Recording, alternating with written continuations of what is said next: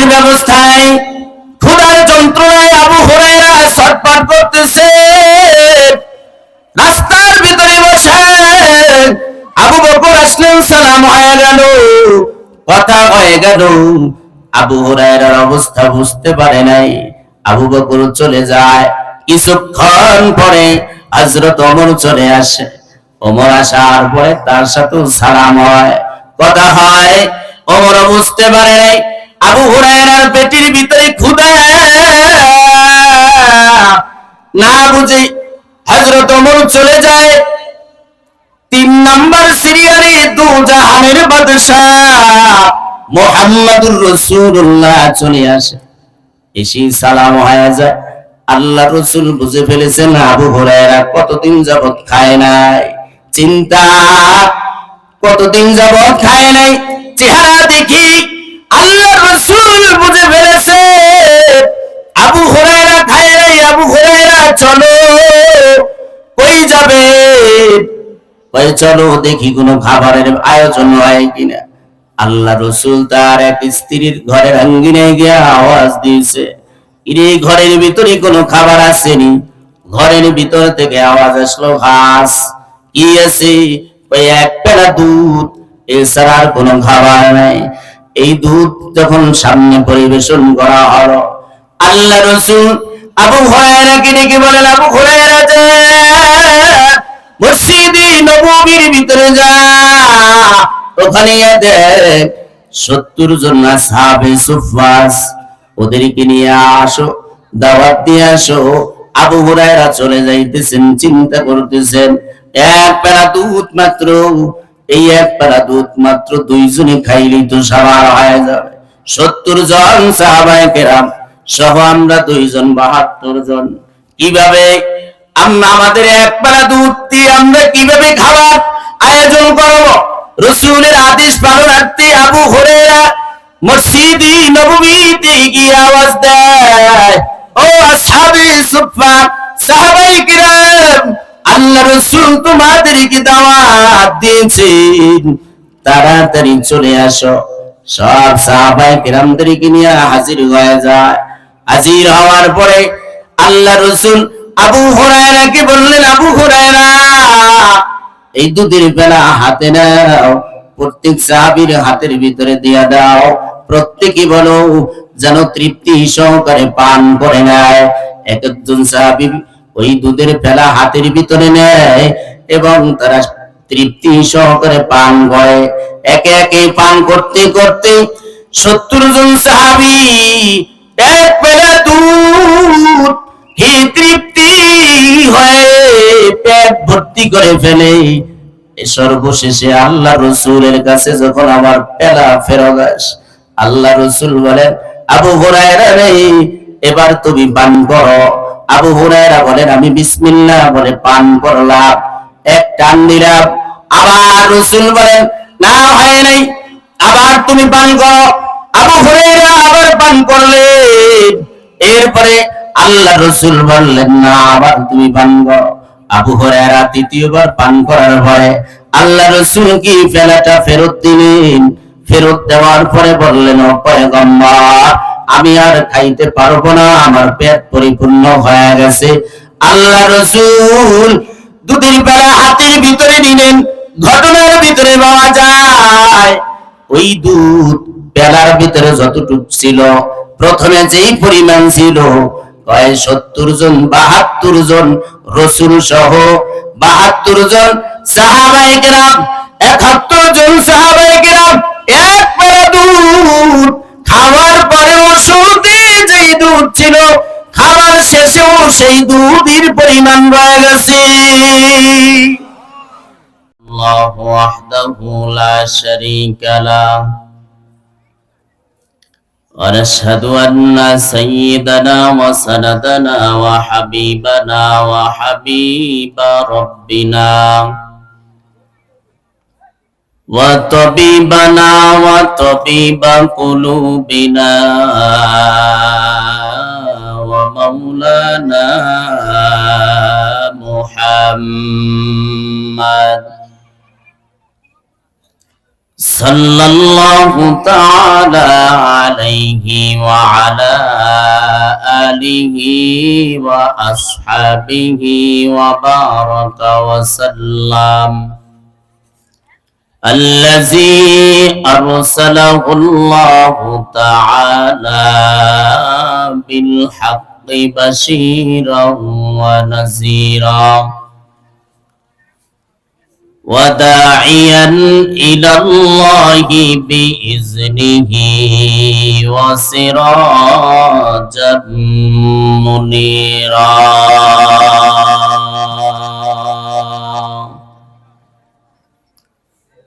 أما بعد فأعوذ بالله من الشيطان الرجيم.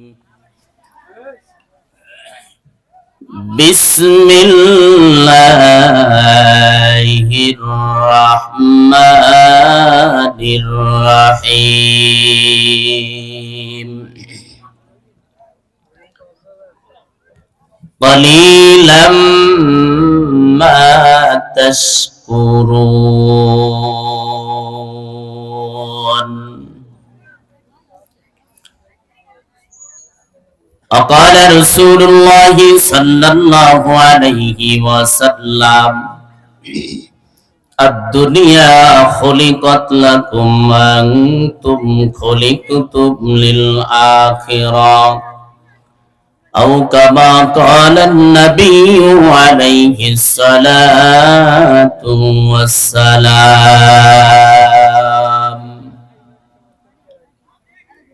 صدق الله مولانا العظيم وصدق رسوله النبي الكريم ونحن على ذلك لمن الشاهدين والشاكرين والذاكرين والحمد لله رب العالمين.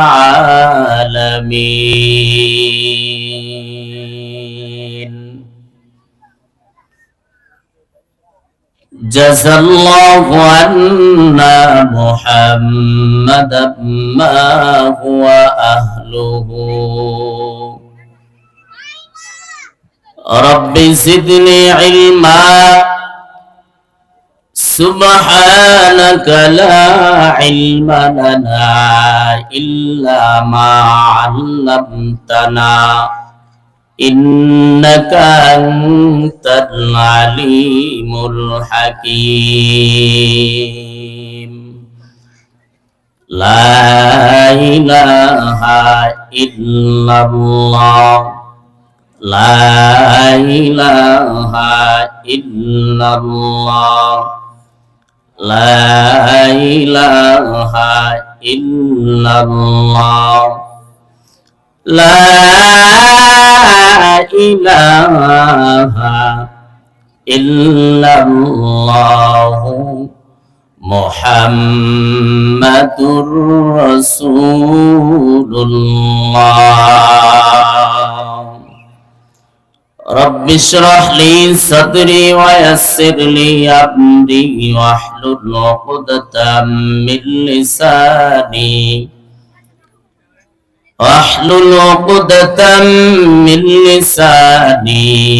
يفقه قولي.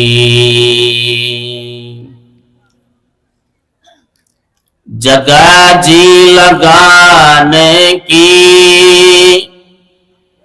दुनिया नहीं है, जगह जी लगाने की दुनिया नहीं है, ये इबरत की जा है तमाशा नहीं है, ये इबरत की जाही तमाशा नहीं है। जैसी करनी वैसी भरनी ना माने तू कर किधर, जैसी करनी वैसी भरनी, ना माने तू कर किताब। जन्नत भी है जहन्नम भी है, ना माने तू मर किताब। जन्नत भी है जहन्नम भी है,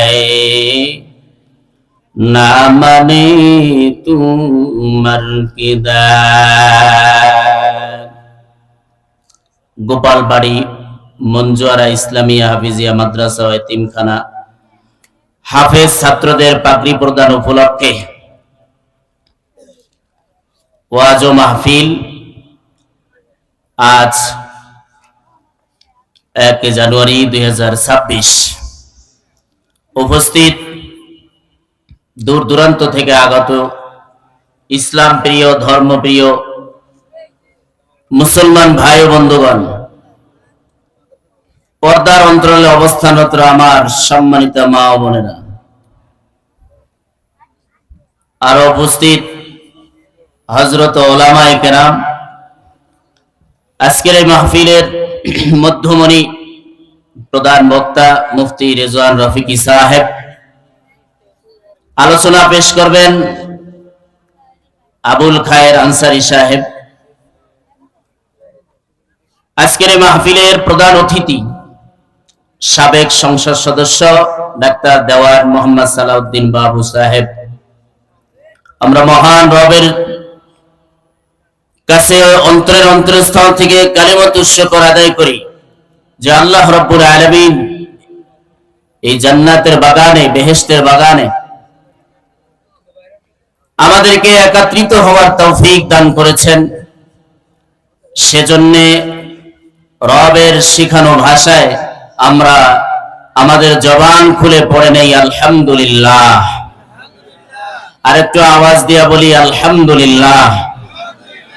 অক্লান্ত পরিশ্রম করে এই সুন্দর আয়োজন যারা করেছেন, প্রত্যেককে আল্লাহ তাআলা দুনিয়াতে সফলতা, পরকাল জিন্দেগিতে মুক্তির ফয়সালা করে দিক। সবাই বলেন আমিন। একটা তাকবীর দেওয়া যাবে? প্যান্ডেলের ভিতরে আমরা যারা বসে আছি, আমরা জান্নাতি মানুষ। বহু মানুষ দেখা যায় দোকানে ঘোরাফেরা করতেছে, বাসা থেকে নিয়ত করে এসেছে মাহফিলের কথা বলেই, কিন্তু আল্লাহ তাআলা তাদেরকে কবুল করেন নাই, আমাদেরকে কবুল করেছেন। এজন্য আমরা খুশি না বেজার? একটা তাকবীর দেই যাতে প্যান্ডেলের চতুর্পাশে যারা আছে, যেই যুবক বন্ধুরা আছেন, বৃদ্ধ বাবাজিরা যারা আছেন, মাইকের আওয়াজ যত দূর যাচ্ছে, সবিনয় বিনম্র আরজ করছি প্রত্যেকেই এই জান্নাতের বাগানে এসে শামিল হয়ে যায়। তো আমরা একটা তাকবীর দেই, নারায়ে তাকবীর। হয় না, এই আওয়াজে তারা আসবে না, আরো জোরে আওয়াজ দেন, নারায়ে তাকবীর।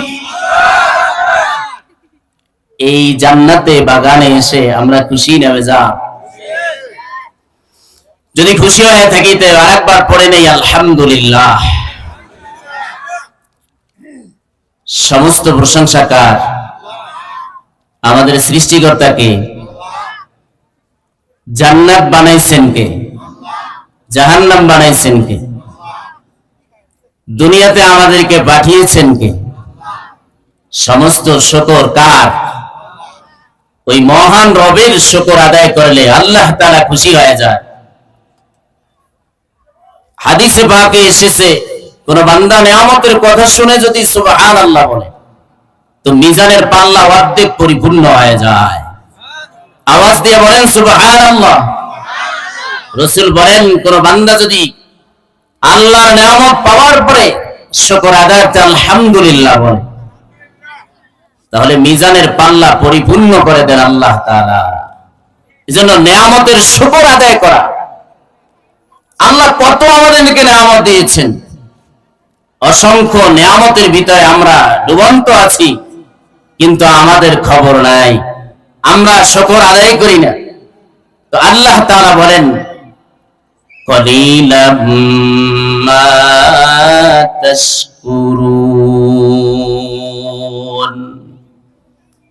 এত এত নিয়ামত বান্দাকে দিয়েছি, তা সত্ত্বেও বান্দা, আল্লাহ বলেন, খুব কম সংখ্যক বান্দারাই তোমরা শুকর আদায় করো, অল্প সংখ্যক বান্দারাই আমার শুকর আদায় করে, বেশিরভাগ বান্দারাই আমার নিয়ামত পাওয়ার পরে নাফরমানি করে, আমার নিয়ামত পাওয়ার পরে আমার নাশকর, আমার শুকরিয়া আদায় করে না। অসংখ্য নিয়ামতের ভিতরে আল্লাহ তাআলা আমাদেরকে নিমজ্জিত করে রেখেছেন। এই যেই জমিনটার উপরে আমরা বসা আছি, বলেন এই জমিনকে সৃষ্টি করেছেন? আমরা যেই জমিনের উপরে বসা আছি, উপরে আমাদের উপরে একটা ছাদ আছে, আসমান, এই আসমান কে বানিয়েছেন? আল্লাহ বলেন, الذي جعل لكم الأرض فراشا والسماء بناء وأنزل من السماء ماء فأخرج به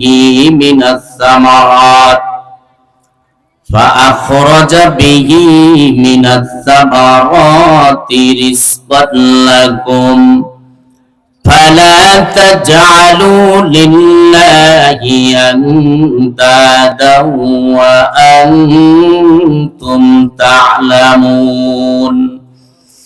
আমার আল্লাহ বলেন, আমি আল্লাহ আসমানটাকে ছাদ হিসেবে বানিয়ে দিয়েছি নিয়ামত, জমিনটাকে আমি আল্লাহ বানিয়ে দিয়েছি বিছানা স্বরূপ, এটা বড় নিয়ামত।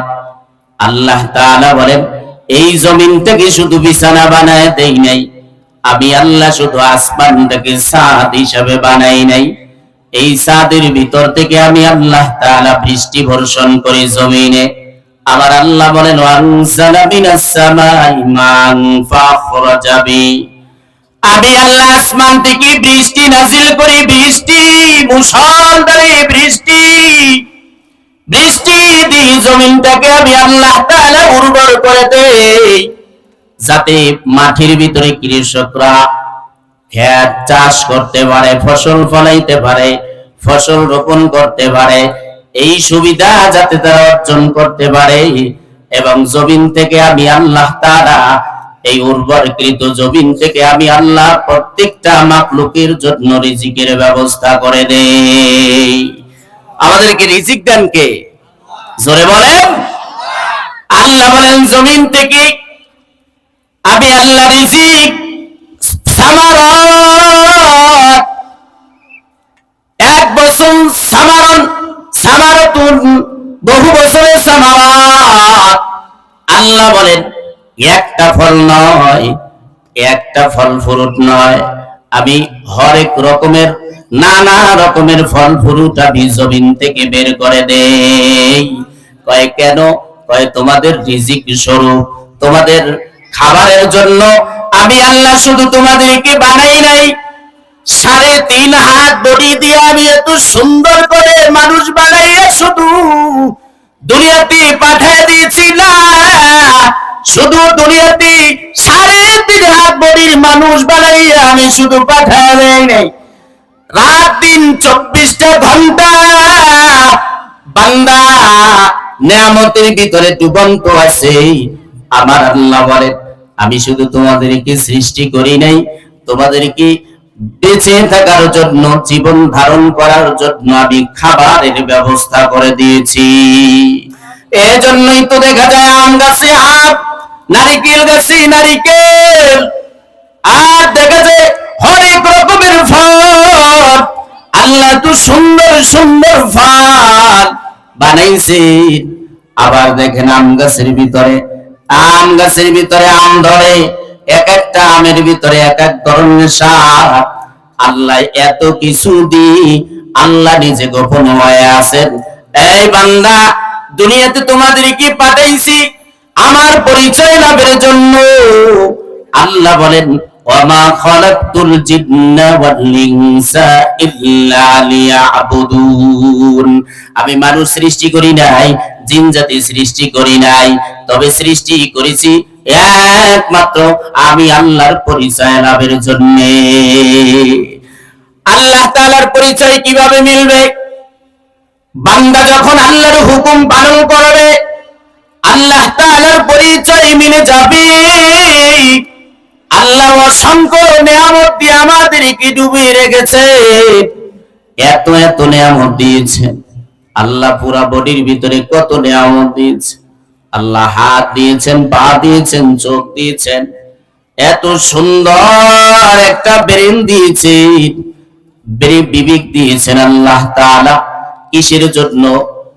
বন্ধুরা আমার, একটা গরুরে ওই বিবেকটা দেয় নাই, মানুষকে যেই বিবেকটা দিয়েছেন, যেই জ্ঞানটা আল্লাহ তাআলা ইনসানকে দিয়েছেন, ওই জ্ঞানটা কিন্তু আল্লাহ তাআলা চতুষ্পদ হায়াওয়ানকে দেয় নাই।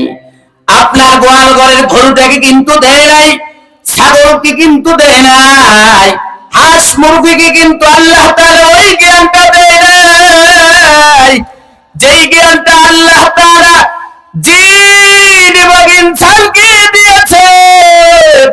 কেন দিয়েছে? ওই জ্ঞানটা আল্লাহ তাআলা এই জন্য দিয়েছে, ওই গোয়াল ঘরের গরুটার জন্য আল্লাহ জান্নাত বানায় নাই, ওই গোয়াল ঘরের গরুটার জন্য আল্লাহ জাহান্নাম বানায় নাই। আল্লাহ তাআলা ওদেরকে জ্ঞানটা দেয় নাই, জ্ঞানটা দিয়েছেন আমাদেরকে। আর জিন জাতিকে আল্লাহ তাআলা জ্ঞান দিয়া, আল্লাহ গোপন হইয়া আল্লাহ বলেন, ওই দুনিয়াতে ওই গাভীটা তোর খেদমত করবে, ওই ছাগলটা তোর খেদমত করবে, ওই আম গাছটা তোর খেদমত করবে।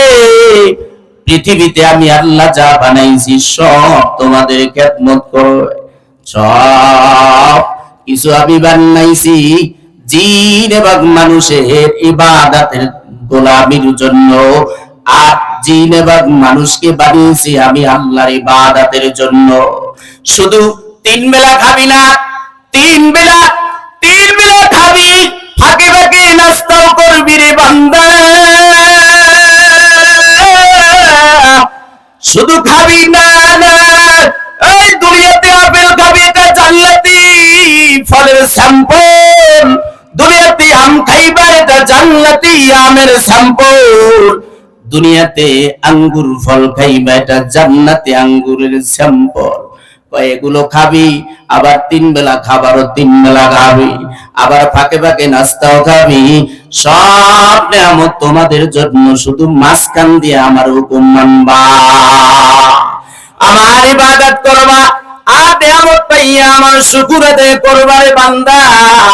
যদি নিয়ামত পাইয়া শুকর আদায় করতে পারো, আমি আল্লাহ খুশি হইয়া, আরে তোরা তো বুঝো না, আমি আল্লাহ কত মাখলুক বানাইছি, আসমান বানাইছি, জমিন বানাইছি, আবার সাগর, মহাসাগর, আটলান্টিক মহাসাগর থেকে শুরু করে আফ্রিকার জঙ্গল, বড় বড় জঙ্গল, বড় বড় সাগর, মহাসাগর আমি বানাইছি রে বান্দা। এগুলোর জন্য আমার কোনো মায়া নাই বান্দা, তোদের জন্য যত মায়া। আরে ভুলে যাস না রে, আয় আয় আমার কুদরতি কদমে দুইটা সেজদা দে, আমি আল্লাহ তোর জন্য জান্নাত রিজার্ভ করে রেখে দিয়েছি। আল্লাহ রাসূল বলেন, ফজরের সময় বান্দা ঘুম থেকে ওঠ, ওযু বানাইয়া আল্লাহ তাআলার কুদরতি কদমে দুইটা সেজদা লাগা। দুইটা সেজদা দিবি, ফেরেশতারা সাক্ষী দিবে, যেই জমিনে তুই সেজদা দিবি রে ভাই, ওই জমিনটাও তোর মরণের পরে কান্না করবে। যেই জমিনে তুই সেজদা দিয়েছো রবের সন্তুষ্টির জন্য, তোর মরণের পরে ওই জমিনটা তোর সাক্ষী হয়ে যাবে, ওই জমিনটা তোর জন্য কান্না করে দোয়া করবে। আল্লাহ বলেন, তুই ফজর পড়বি আর এশা পড়বি। এক হাদিসে রাসূল বলেন, যেই বান্দা ফজর পড়বে আবার আসর পড়বে, আল্লাহ তাআলা ওই বান্দার জন্য জান্নাত দান করবে। তাইলে নিয়ামতের শুকর আদায় করা লাগবে নি? জোরে বলেন। নিয়ামতের শুকর আদায় করলে আল্লাহ তাআলা বরকত দিয়ে দেন, হায়াতে বরকত দিবেন, রিজিকে বরকত দিয়ে দিবেন আল্লাহ তাআলা। আল্লাহ রাসূল বলেন, যেই বান্দা আর বান্দি নিয়ামত পাওয়ার পরে শুকর আদায় করবে, যে বান্দা দুনিয়াতে বান্দার শুকর আদায় করে না, সে তো রবের শুকর আদায় করতে পারে না। শুকর আদায় করলে আল্লাহ হায়াতে বরকত দেয়, রিজিকের মধ্যে বরকত দান করে। আল্লাহ রাসূলের একজন সাহাবী আবু হুরায়রা রাদিয়াল্লাহু তাআলা আনহু, এমন একজন সাহাবী, আল্লাহর রাসূলের প্রিয় সাহাবী।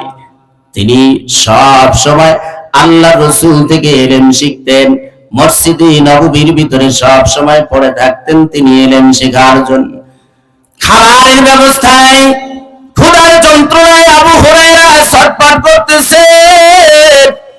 রাস্তার ভিতরে বসে আবু বকর আসলেন, সালাম হয়ে গেল, কথা হয়ে গেল। আবু হুরায়রার অবস্থা বুঝতে পারে নাই। আবু বকর চলে যায়। কিছুক্ষণ পরে হযরত ওমর চলে আসে। ওমর আসার পরে তার সাথে সালাম হয়, কথা হয়। ওমর বুঝতে পারে নাই আবু হুরায়রার পেটের ভিতরে ক্ষুধা।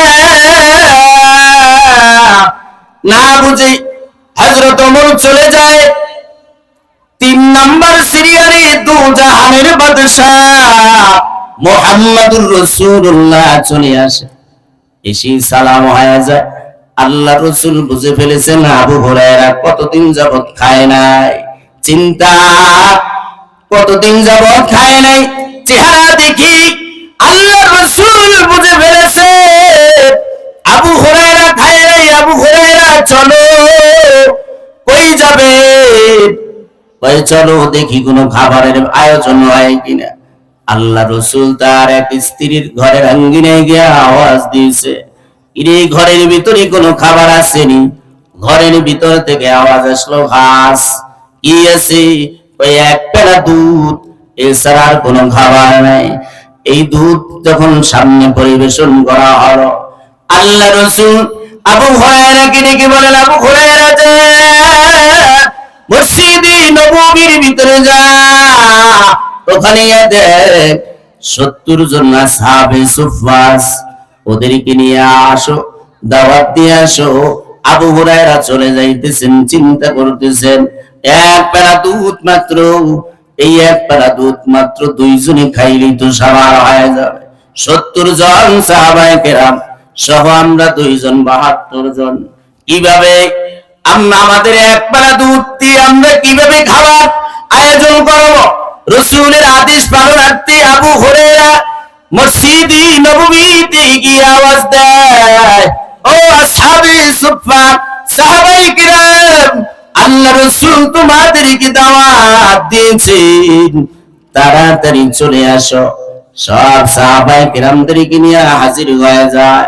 হাজির হওয়ার পরে আল্লাহ রাসূল আবু হুরায়রাকে বললেন, আবু হুরায়রা এই দুধের পেলা হাতে নাও, প্রত্যেক সাহাবীর হাতের ভিতরে দিয়া দাও। প্রত্যেকে বলো যেন তৃপ্তি সহকারে পান করে নেয়। এক একজন সাহাবী ওই দুধের পেলা হাতের ভিতরে নেয় এবং তারা তৃপ্তি সহকারে পান করে। একে একে পান করতে করতে 70 জন সাহাবী এক পেলা দুধ হে তৃপ্তি হয়ে পেট ভর্তি করে ফেলে। সর্বশেষে আল্লাহ রাসূলের কাছে যখন আমার পেলা ফেরত আসে, আল্লাহ রাসূল বলেন, আবু হুরায়রা রে, এবার তুমি পান করো।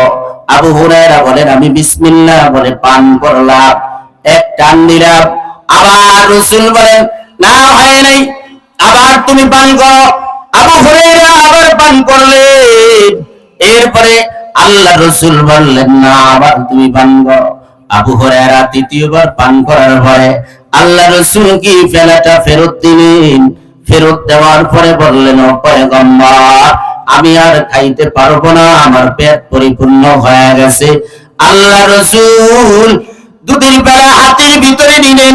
ঘটনার ভিতরে পাওয়া যায় ওই দুধ পেলার ভিতরে যতটুকু ছিল, প্রথমে যেই পরিমাণ ছিল 70 জন 72 জন রাসূল সহ 72 জন সাহাবায়ে কেরাম, 71 জন সাহাবায়ে কেরাম এক পেলা দুধ খাওয়ার পরে ওষুধে যে যেই দুধ ছিল, খাবার শেষেও সেই দুধের পরিমাণ রয়ে গেছে। এটা শুধু খাবারের বরকত, জীবনের বরকত, হায়াতের বরকত।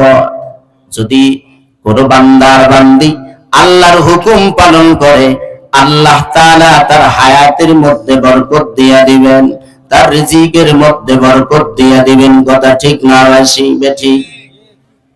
হায়াতের মধ্যে যদি বরকত পেতে চাও, রিজিকের মধ্যে যদি বরকত পেতে চাও, তাইলে আল্লাহ তাআলার নিয়ামতের শুকর আদায় করতে হবে।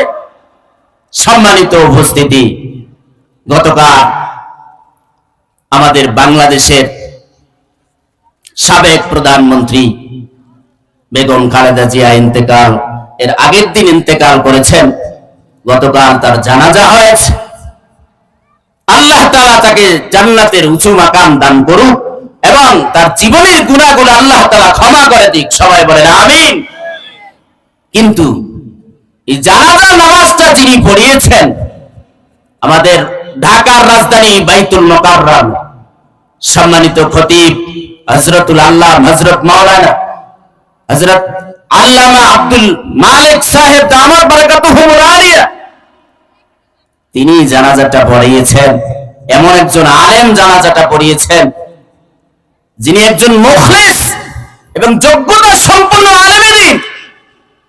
কিন্তু দুঃখের বিষয় হলো যে এই জানাজায় লক্ষ লক্ষ লোকে লোকারণ্য হয়ে গেছে। এমন একজন ব্যক্তি জানাজাটা পড়িয়েছেন, বাংলাদেশে যে আলেমের ব্যাপারে কোনো দ্বিমত নেই, কিন্তু দুঃখের বিষয় হলো এই জানাজাটা নাকি হয় নাই, শুদ্ধ হয় নাই। আমাদের একদল জাতি ভাই এই কথা বলতেছেন যে এই যে জানাজাটা পড়ানো হলো, আব্দুল মালিক সাহেব যে জানাজাটা পড়াইলেন, এটা তো শুদ্ধ হয় নাই, কারণ সে জানাজার ভিতরে সূরাতুল ফাতিহা পড়ে নাই, এজন্য নাকি জানাজাটাই হয় নাই। এটা একটা ফিকহি ইখতিলাফি মাসালা। সম্মানিত উপস্থিতি, যেই সমস্ত বান্দারা ফেসবুক গরম করে ফেলতেছেন আব্দুল মালিক সাহেবকে নিয়ে, আমি বলবো যারা এই ধরনের অবান্তর কথাবার্তা বলে জাতির ভিতরে ডিভাইডেড তৈরি করতেছে, এরা কখনো এই জাতির বন্ধু হতে পারে না। কথা ঠিক না হয়েছি? এরা এই জাতির কখনো বন্ধু হতে পারে না। এরা আলেমদের কল্যাণকর কোনো বন্ধু হতে পারে না, জাতির বন্ধু হতে পারে না, এই মাটির বন্ধু হতে পারে না। এদের কাজই হলো যে মানুষের মাঝে ডিভাইডেড তৈরি করে দেওয়া, দল করে দেওয়া, দলে দলে ডিভাইডেড করে দেওয়া। এটা ইহুদি এবং খ্রিস্টানদের চক্রান্ত। কথা ঠিক না বেঠি? দুনিয়াতে কেউই আমরা থাকার জন্য আসি নাই, একদিন আগে হোক পরে হোক সবারই চলে যেতে হবে। কথা ঠিক না বেঠি? এ দুনিয়া সারিয়া কোথায় যাবি ভাগিয়া, এ দুনিয়া সারিয়া কোথায় যাবি ভাগিয়া, মরণ তোমায় লইবে গিরি যতই করো বাহানা, মরণ তোমায় লইবে গিরি যতই করো বাহানা, চিন্তা করে দেখো না কবরে কি যাইবানা, চিন্তা করে দেখো না কবরে কি যাইবানা। যেই কবরে আল্লাহ সারা বন্ধু কেহ থাকবে না, যেই কবরে আল্লাহ সারা বন্ধু কেহ থাকবে না, চিন্তা করে দেখো না কবরে কি যাইবানা, চিন্তা করে দেখো না কবরে কি যাইবানা। এ দুনিয়া সারিয়া কোথায় যাবি ভাগিয়া, এ দুনিয়া সারিয়া কোথায় যাবি ভাগিয়া, মরণ তোমায় লইবে গিরি যতই করো বাহানা, মরণ তোমায় লইবে গিরি যতই করো বাহানা, চিন্তা করে দেখো না কবরে কি যাইবানা, চিন্তা করে দেখো না কবরে কি যাইবা না। যেই কবরে আল্লাহ সারা বন্ধু কেউ থাকবে না, যেই কবরে আল্লাহ সারা বন্ধু কেউ থাকবে না। চিন্তা করে দেখো না কবরে কি যাইবা না। চিন্তা করে দেখো না কবরে কি যাইবা না। যেই কবরে আল্লাহ সারা বন্ধু কেহ থাকবে না। চিন্তা করে দেখো না কবরে কি যাইবা না। খারাপ লাগে? দিলে ভরা অহংকার, চিনলি না আজ খোদার ঘর। দিলে ভরা অহংকার, চিনলি না আজ খোদার ঘর। নামাজের লাগিয়া কি তোর একটু মায়া লাগে না। নামাজের লাগিয়া কি তোর একটু মায়া লাগে না। চিন্তা করে দেখো না কবরে কি যাইবা না। বলেন সবাই, চিন্তা করে দেখো না কবরে কি যাইবা না। যেই কবরে আল্লাহ সারা বন্ধু কেহ থাকবে না। যেই কবরে আল্লাহ সারা বন্ধু কেহ থাকবে না। চিন্তা করে দেখো না কবরে কি যাইবা না। অবশেষের ঠিকানা শুধুই মাটির বিছানা। অবশেষের ঠিকানা শুধুই মাটির বিছানা। অবশেষের ঠিকানা শুধুই মাটির বিছানা। পৃথিবীর এক প্রান্ত থেকে সেকেন্ডে সেকেন্ডে খবর পাওয়া যায়, কিন্তু ঘরের আঙ্গিনার পাশে কবর পড়ে আছে, ওই কবরের কিন্তু কোনো খবর পাওয়া যায় না। ঘরের আঙ্গিনায় কলা বাগানে বাঁশ বাগানে আমার বাবার কবর, আমার মায়ের কবর, আমার বোনের কবরটা পড়ে আছে, আমার ভাইয়ের কবরটা পড়ে আছে, কিন্তু কোনো খবর নাই, কোনো খবর পাওয়া যায় না। পৃথিবীর এক প্রান্ত থেকে অন্য প্রান্তে খবর সেকেন্ডে সেকেন্ডে পাওয়া যায়। ও ভাই, কবর এমন একটা জায়গা, কবর এমন একটা ঘর যেখানে বাতিও নাই, যেখানে সাথীও নাই।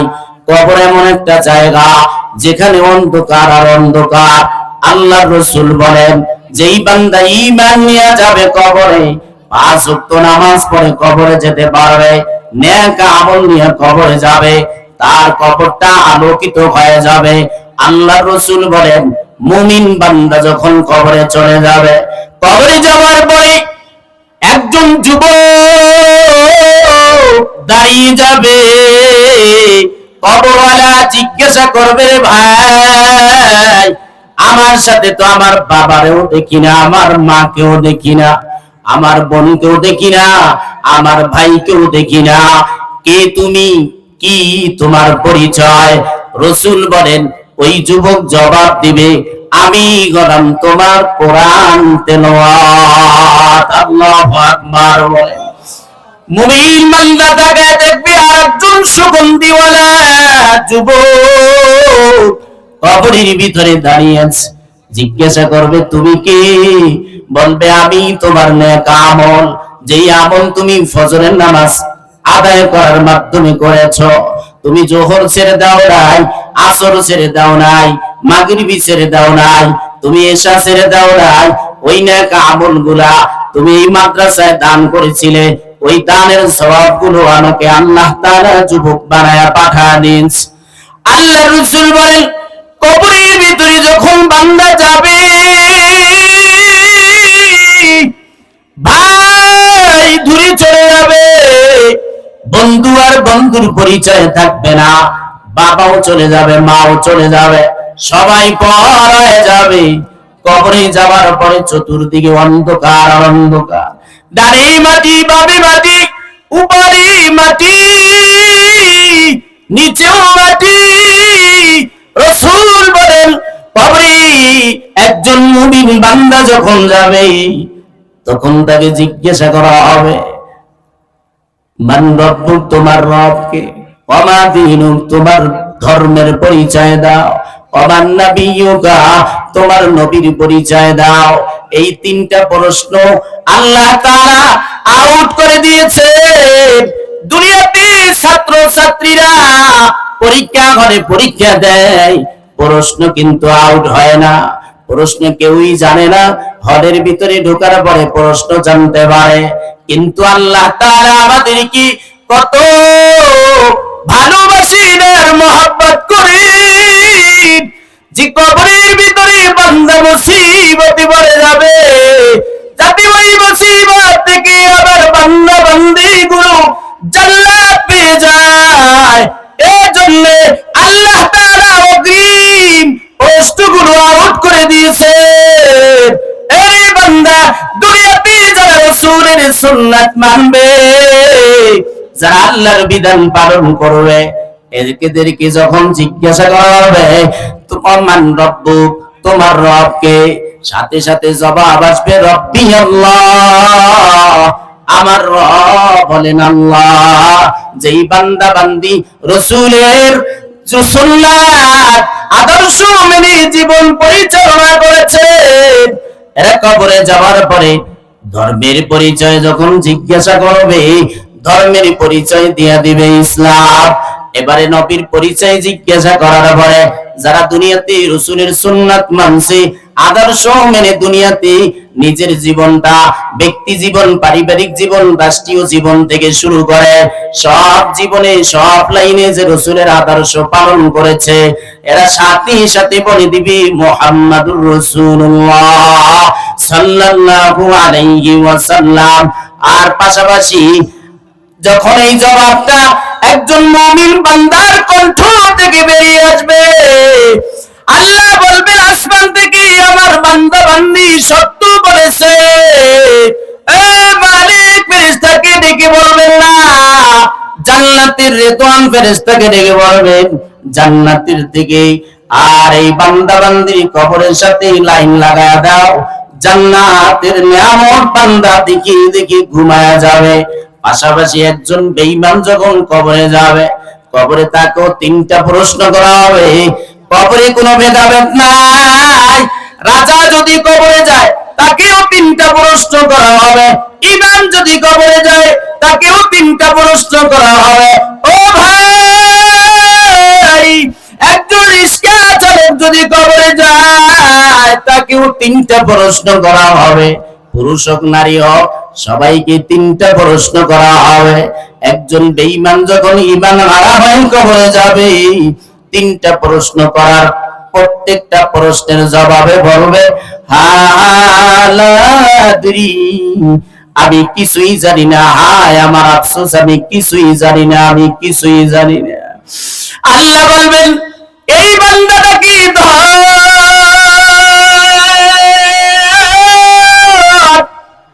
ওই দুনিয়াতে কোন নিয়ামত দেই নাই, ওই জমিনের ভিতরে আমি আসমান থেকে বৃষ্টি দিয়া ফসল ফলাইয়া খাওয়াইছি, সকালে একবার, দুপুরে আর একবার, রাতে আর একবার, তিনবার খাবার খাওয়াইছি, ফাঁকে ফাঁকে আবার নাস্তা খাওয়াইছি। কত নিয়ামত তাকে দিয়েছি। এই বান্দা আমার নিয়ামত পাইয়া আমাকে ভুলে গিয়েছিল, ওকে ধর। আল্লাহর রাসূল বলেন জাহান্নাম থেকে লাইন করে দেওয়া হবে। এর আগে আল্লাহ তাকে জান্নাতটা দেখায় দিবেন, দেখ তোর জন্য এই জান্নাতটা আমি রেখে দিয়েছিলাম, তুই নিজে নাফরমানি করার কারণে এই জান্নাতের নিয়ামত থেকে তুই বঞ্চিত হয়ে গেলি। আমি তো বলেছিলাম ফজর পর, আমি তো বলেছিলাম যোহর পর, তুই ফরজ নাই, তুই সারা দাও নাই। তোরে আমি বলেছিলাম আসর পর, তুই সারা দাও নাই। আমি বলেছিলাম মাগরিব পর, তুই কিন্তু সারা দাও নাই। আমি বলেছিলাম এশা পর, তুই সারা দাও নাই। কত নিয়ামত তোরে দিয়েছিলাম, ও বান্দা আমাকে কেন ভুলে গিয়েছিলি? আজকে তো রক্ষা নাই। আল্লাহর রাসূল বলেন ও পৃথিবীর মানুষ, কেন এত ঠান্ডার তীব্রতা জানো? গরমের গরমের সময় এত গরমের তীব্রতা এত বেশি, ফ্যান চলে, এসি চলে, তারপর ঠান্ডা হয় না। দিনের বেলা সূর্য থাকে, এজন্য প্রচন্ড গরম। রাতের বেলা সূর্য নাই, তারপরও কেন গরম? এই গরমের তীব্রতা কেন? এখন শীতকাল, শীতের ভিতরে আপনারা বসে আছেন, কনকনে শীত, শরীর থরথর করে কাঁপতেছে।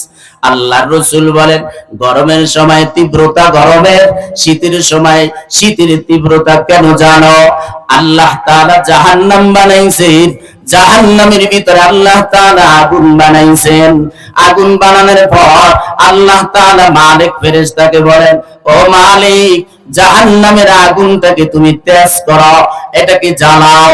1000 বছর আগুনটাকে জ্বালানোর পরে এটা এমন হয়ে গেল, লাল বর্ণ হয়ে গেল। আল্লাহ তাআলাকে মালিক ফেরেশতা বলেন, আল্লাহ আগুন তো লাল বর্ণ ধারণ করেছে। আল্লাহ বলেন না, এই আগুনে নাফরমান বেঈমান গুলোকে এই আগুনে হবে না, এই আগুনটাকে আরো জ্বালাও, আরো জ্বালাও। মালিক ফেরেশতা আরো 1000 বছর আগুন জ্বালানোর পরে আগুনটা সাদা বর্ণ হয়ে গেল। মালিক ফেরেশতা বলেন, আল্লাহ রে, আগুন তো সাদা বর্ণ হয়ে গেছে। আল্লাহ বলেন না, যারা ফজর পড়ে না এদের এই আগুনে হবে না রে, আবার 1000 বছর জ্বালাও। 3000 বছর আগুন জ্বালানোর পরে জাহান্নামের আগুনটা কালো বর্ণ হয়ে গেছে। কালো বর্ণ যখন হয়ে গেছে, ওই আগুনের শক্তি আর তেজ কেমন হবে? আল্লাহ আয়াতে বলেন, নারুল্লাহিল মুকাদা আল্লাতী তাত্তালিউ আলাল আফিদা। এ বান্দারা, এ বান্দিরা, পর্দার অন্তরে আমার মা বোনেরা, আল্লাহ বলেন, আল্লাহ এমন প্রজ্বলিত আগুন বানাইছে, দুনিয়ার আগুনটা যদি হাতে লাগে, হাতের ভিতরে হিট করে, যেখানে লাগে ওখানেই শুধু হিট করে।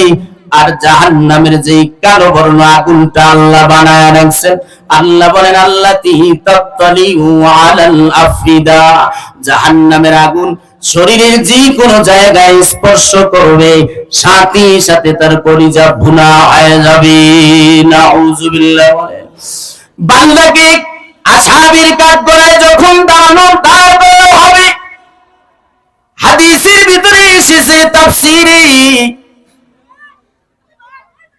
এক তাফসীরের ভিতরে এসেছে, মোটা মোটা মানুষগুলোকে আল্লাহ তাআলা মিজানের পাল্লায় আল্লাহ দাঁড় করায় দিবে। দুনিয়াতে সুদ খাইছে, দুনিয়াতে হারাম খাইছে, হালালকে হারাম জানে নাই, হালালকে হারাম জানছে, আর হারামকে হালাল মনে করে খাইছে। এরকম হারামকে কি শরীরটাকে যারা মোটা বানাইছে, জাহান্নামে এদেরকে শাস্তি দেওয়া হবে। জাহান্নামে নেওয়ার আগে আল্লাহ তাআলা মিজানের পাল্লার ভিতরে এদেরকে মাপা হবে। রাসূল বলেন, এক একটা মোটা মানুষ দাড়ি পাল্লার ভিতরে, মিজানের পাল্লার ভিতরে মাপা হবে। এক পাল্লায় যখন উঠানো হবে, ভিন্ন পাল্লার ভিতরে তা হালকা হয়ে যাবে। আল্লাহ রাসূল বলেন, এইরকম মোটা মোটা মানুষগুলো 70,000 মানুষগুলোকে টেনে টেনে জাহান্নামের ভিতরে নিক্ষেপ করা হবে। আল্লাহ তাআলা বলবেন, এত নিয়ামত দিয়েছিলাম, কেন আমাকে ভুলে গিয়েছিলি? আল্লাহ এক আয়াতে বলেন, খুযূহু ফাকুল্লু সুম্মাল জাহিমা সাল্লু। মিজানের পাল্লায় মাপার পরে আল্লাহ ফেরেশতাদেরকে ডেকে বলবেন, খুযূহু ফাকুল্লু, ও ফেরেশতারা, এই বেঈমানগুলোরে ধর আর শিকল লাগাও। প্রত্যেকের গলার ভিতরে শিকল লাগানো হবে। তাফসীরের ভিতরে এসেছে, আব্দুল্লাহ ইবনে আব্বাস রাদিয়াল্লাহু তাআলা আনহু বলেন যে প্রত্যেকটা বেঈমানকে, নাফরমান বেঈমানকে শিকল লাগাইয়া জাহান্নামের ভিতরে যে ফালানো হবে, ওই শিকলটা ঢুকানো হবে মুখের ভিতর থেকে, দিয়ে ভিতরে ঢুকাইয়া পায়খানার রাস্তা দিয়ে বের করিয়া তারপরে আটকাইয়া টেনে টেনে জাহান্নামের ভিতরে ফালানো হবে। জাহান্নামের ভিতরে যখন ফালানো হবে, জাহান্নামের ভিতরে যাওয়ার পর কান্না করে করে মালিক ফেরেশতাকে ডাকতে থাকবে, আমাদেরকে রক্ষা করো, আমাদেরকে বাঁচাও। ও ভাই, ওই দিন কি উপায় হবে যেই দিন আমাদেরকে জাহান্নামের ভিতরে আল্লাহ তাআলা ফেলে দিবেন? ওই দিন তো ভাই ভাইয়ের পরিচয় দিবে না, বন্ধু বন্ধুর পরিচয় দিবে না। যেই বন্ধুর ফাঁদে পড়ে অপকর্ম করতেছো, যেই বন্ধুর ফাঁদে পড়ে তুমি খারাপ কাজ করতেছো, হাসরের দিনে ওই বন্ধু তোমার বন্ধু পরিচয় দিবে না, বন্ধু বন্ধুর পরিচয় থাকবে না, ভাই ভাইয়ের পরিচয় দিবে না, বোন ভাইকে পরিচয় দিবে না, স্বামী তার স্ত্রীকে পরিচয় দিবে না, সন্তান তার বাবা মাকে পরিচয় দিবে না। সবাই বলবে আমার কোনো ভাই ছিল না, ভাই ভাইকে বলবে দুনিয়াতে আমার কোনো ভাই ছিল না, বাবা সন্তানকে বলবে আমার দুনিয়াতে কোনো সন্তান ছিল না, সন্তান বলবে দুনিয়াতে আমার কোনো পিতামাতা ছিল না। এমন একটা ভয়ঙ্কর পরিস্থিতি হবে, মানুষ কাউকে পরিচয় দিবে না। ওই দিন যদি আমাকে আল্লাহ তাআলা ধাক্কা মেরে জাহান্নামের ভিতরে ফেলে দেয়, সেদিন আমাদের কি উপায় হবে? কান্না করতে থাকবে আর চিল্লাবে, চিল্লাইয়া চিল্লাইয়া কান্না করে করে মালিক ফেরেশতাকে ডেকে বলবে, ও মালিক, জাহান্নাম থেকে আমাদেরকে বাঁচাও। রব্বানা আখরিজনা মিনহা ফাইন্না উদনা ফাইন্না যালিমুন। বারবার জাহান্নামীরা বলবে, রব্বানা আখরিজনা মিনহা, হে আমাদের রব আমাদেরকে বের করো, হে আমাদের রব জাহান্নাম থেকে আমাদেরকে রক্ষা করো, আমাদেরকে বের করো। চিল্লাইতে থাকবে আর ডাকতে থাকবে। 40 বছর পরে মালিক ফেরেশতা ডাকে সাড়া দিয়ে বলবে, হে বেঈমান, দুনিয়াতে আল্লাহ কত নিয়ামত দিয়েছিল, কত কিছু আল্লাহ দিয়েছিল, কিন্তু আল্লাহর হুকুম মানো নাই।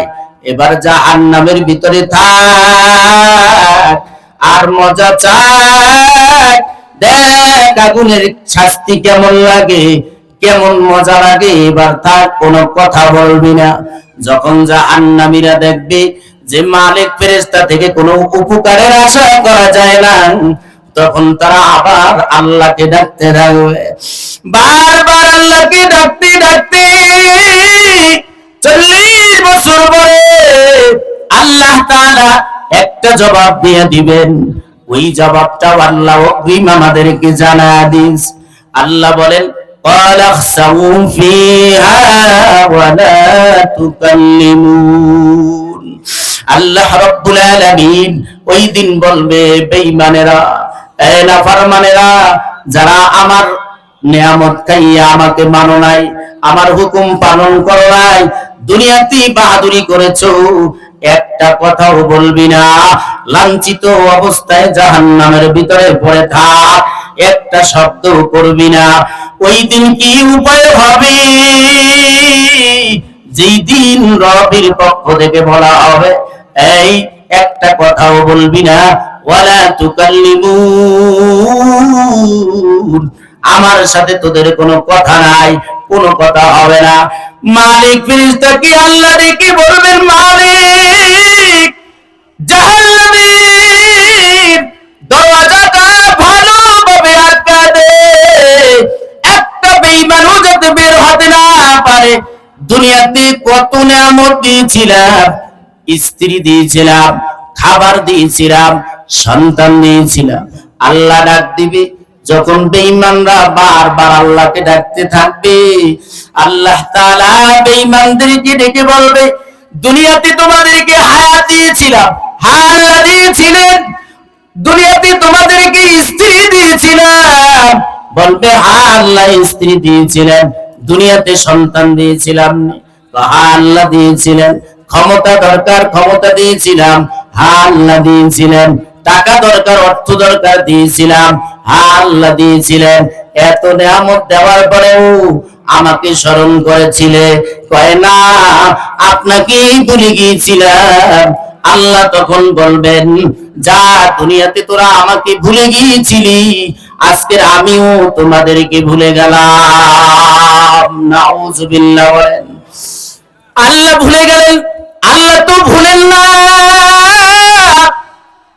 তাফসীরের ভিতরে এসেছে জাহান্নামীদেরকে কল্যাণ করার ক্ষেত্রে আল্লাহ ভুলে যাবেন, তবে তাদেরকে স্মরণে থাকবে আল্লাহর স্মরণে থাকবে, তবে তাদেরকে কল্যাণ করার ক্ষেত্রে আল্লাহ চিরদিনের জন্য ভুলে যাবেন।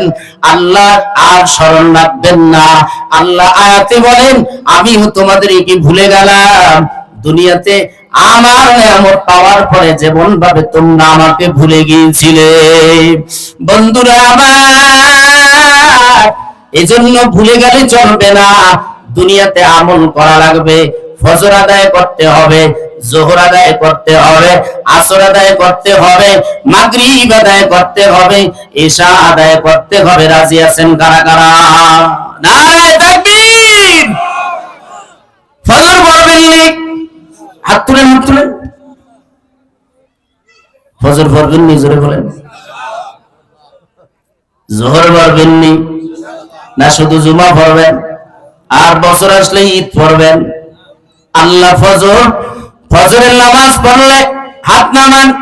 রাসূল বলেন, ফজর যেই বান্দা আদায় করবে আল্লাহ তাআলা তাকে জাহান্নাম দিবেন না। যেই বান্দা আসর আদায় করবে আল্লাহ তাআলা তাকে জান্নাত দিয়ে দিবেন, জাহান্নাম দিবেন না।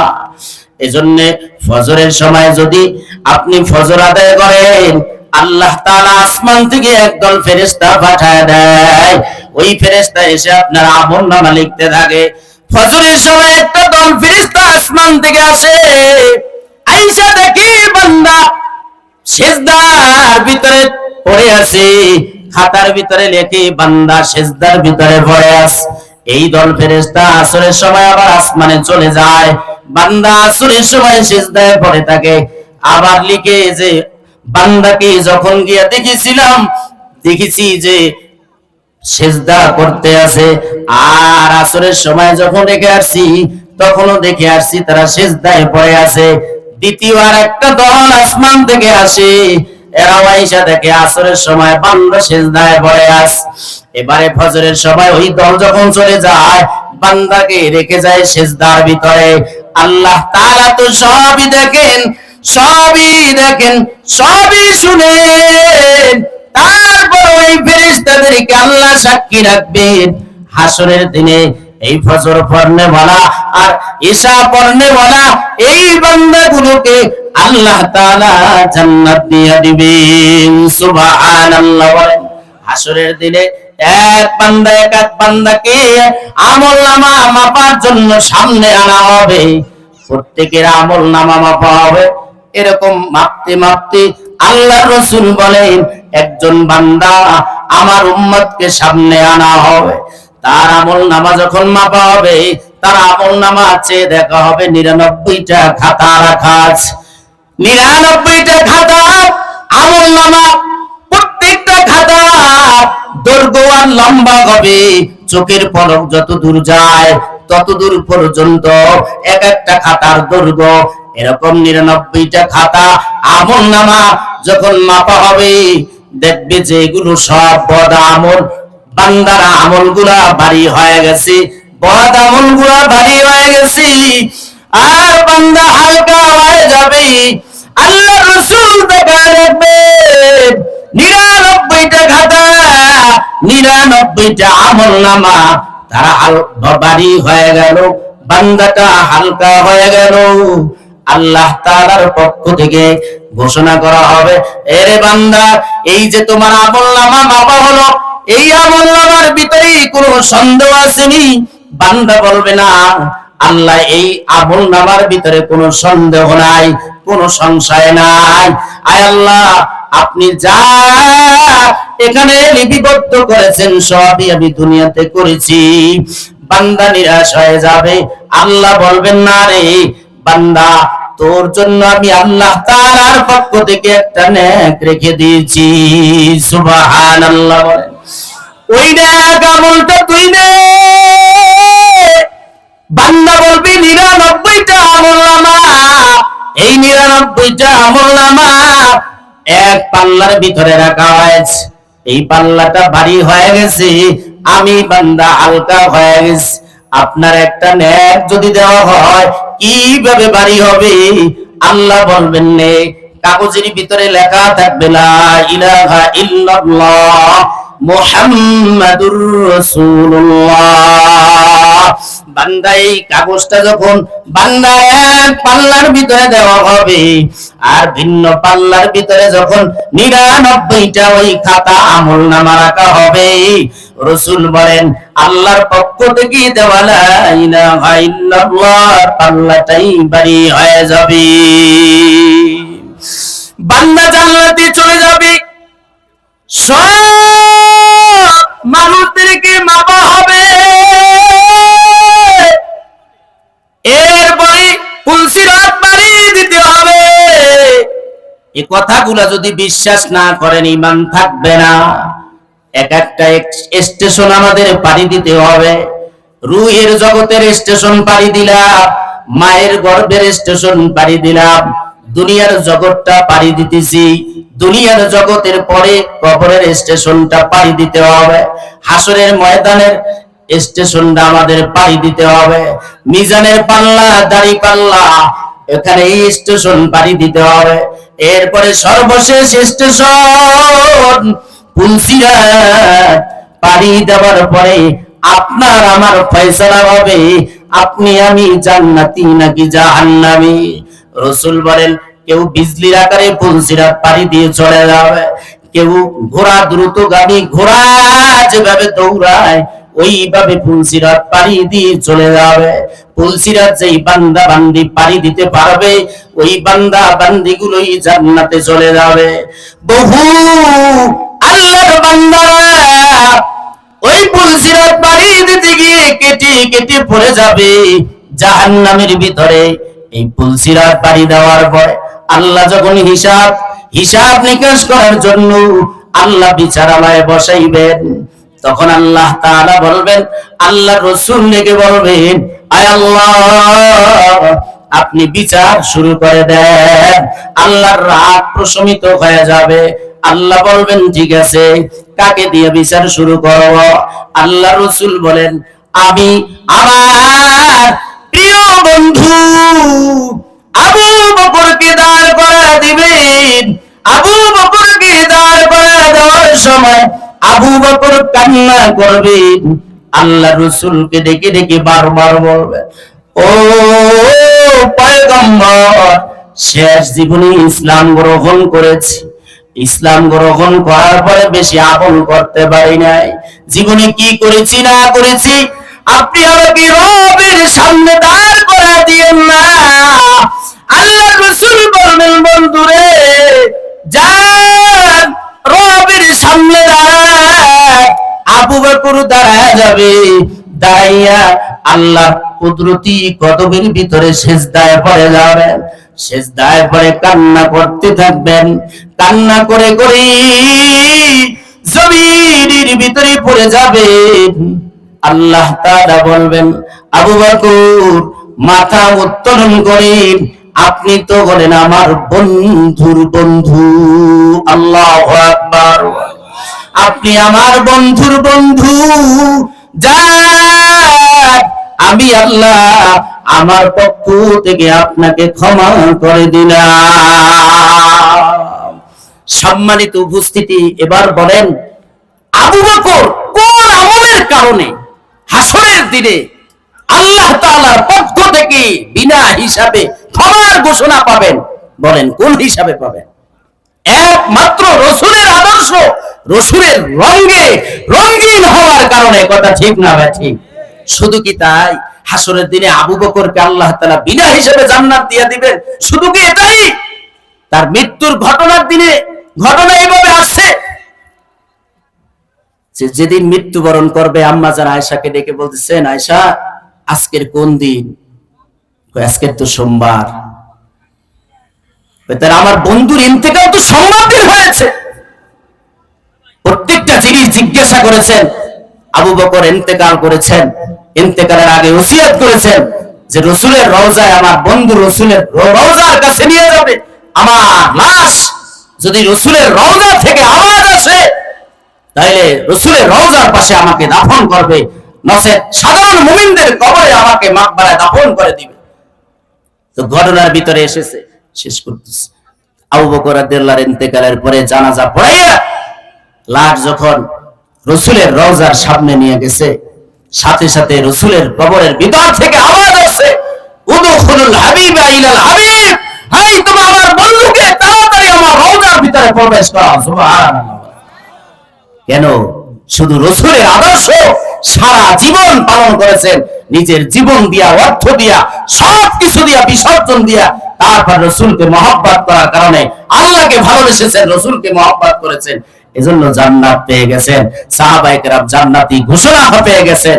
আমরাও যদি জান্নাতে যেতে চাই, রাজি আছি তো ইনশাআল্লাহ? কারা জান্নাতে যেতে চান? নারায়ে তাকবীর। আল্লাহ তাআলা সবাইকে জান্নাত নসিব করেন, বলেন আমিন।